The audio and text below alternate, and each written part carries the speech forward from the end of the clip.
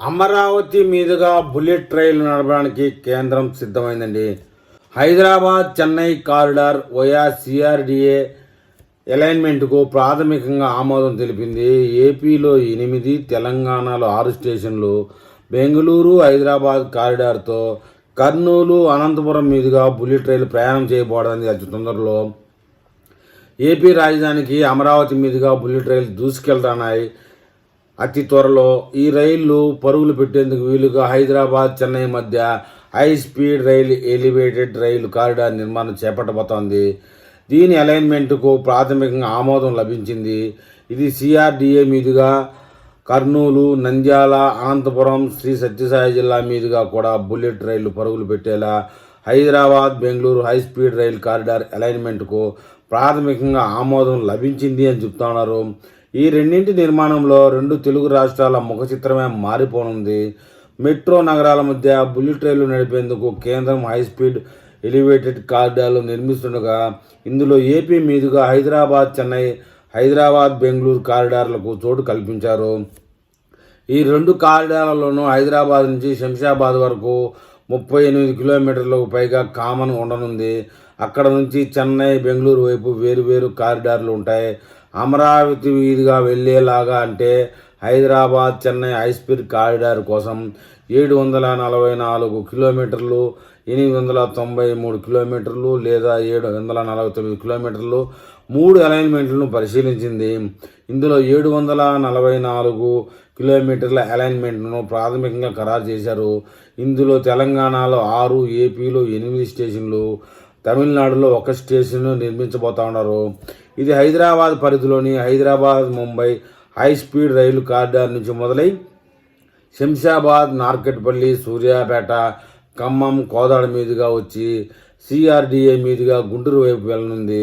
అక్కడ నుంచి చీరాల వైపు వెళ్ళిన విజయవాడ చెన్నై రైల్వే లైన్కు సమాంతరంగా చెన్నై వెళుతుంది. తెలంగాణలో 236 కిలోమీటర్లు, ఏపీలో 448 కిలోమీటర్లు, తమిళనాడులో 59 కిలోమీటర్లు.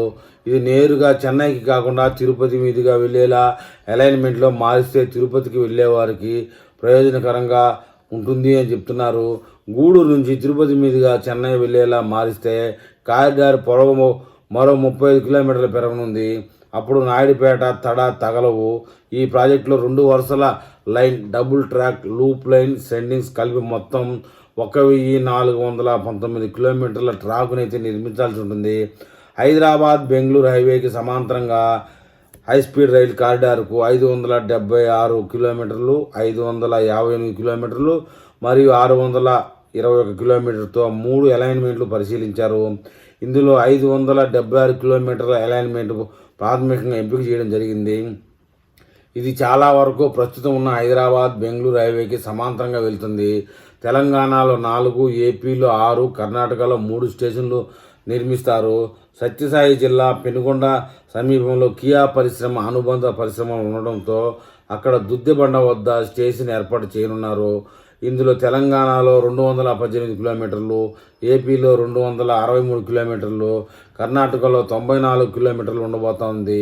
డబుల్ లైన్, అదనంగా లూప్ లైన్, సైడింగ్లు కలిపి మొత్తం 1363 కిలోమీటర్ల మేర ట్రాక్ను నిర్మించబోతా ఉన్నారండి.